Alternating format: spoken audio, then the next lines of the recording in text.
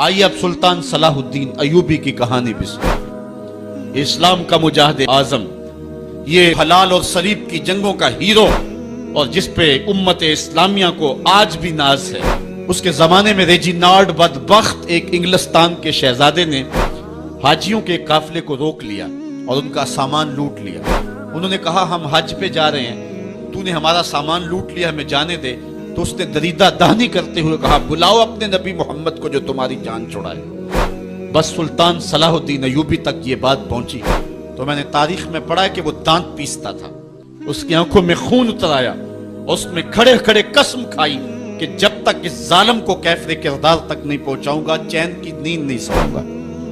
پھر پونے دو سال کا عرصہ آپ سلطان صلاح الدین ایوبی کی زندگی دیکھیں، جنگی مہموں کو ترتیب دیتا رہا، دن رات اس نے ایک کر دی، نیند قریب نہ آنے دی۔ جب نیند بہت زیادہ تنگ کر دی تو پھر وہ خیمے کی چوب کے ساتھ ٹیک لگا کے کھڑے ہو کر کے اپنی آنکھوں کی آگ بجھا لیتا، اور پونے دو سال کا عرصہ اس نے چارپائی پہ لیٹ کے نہیں دیکھا۔ پھر وہ لمحے آئے کہ اللہ نے اس کی مراد پوری کی۔ انگلستان کے شہزادے لائن میں کھڑے تھے، اس نے شاہ گاما کو اپنی کرسی دی اور ساتھ کہا ہم جس کو کرسی دیتے اسے امان دیتے۔ پھر اس نے اس کے جو نائٹس تھے ان کو آب خورے دیے، ان میں پانی دیا، کہا جس کو ہم پانی دیتے ہیں اس کو امان دیتے ہیں۔ پھر جب ریجینالڈ کی باری آئی تو بادشاہ کی رگیں پھول گئیں غصے سے، اس نے تلوار نیام سے باہر نکالی اور اس کی چھاتی پہ چڑھ کے اس کی گردن پہ تلوار رکھ کے اس کے ٹکڑے کرتے ہوئے کہا او کتے، تو نے کہا تھا بلاؤ اپنے نبی محمد کو، محمد عربی نے اپنا نوکر بھیج دیا ہے۔ اور اس طرح اس ریجینالڈ کتے کے دو ٹکڑے کر کے رکھ دیے۔ یہ ہماری تاریخ ہے، یہ روشن تاریخ ہے۔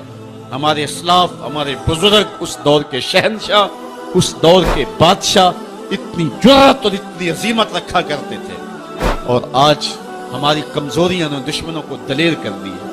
کبھی ایسا بھی اندھیر آیا تھا کہ سرعام یوں توہین و تنقیص ہوتی ہو پیغمبر حسن اور پیغمبر جمال کی، اور پھر 1.40 کروڑ انسان دنیا کے اوپر بستے ہوں، یہ بھی زمانے نے دن دیکھنے تھے۔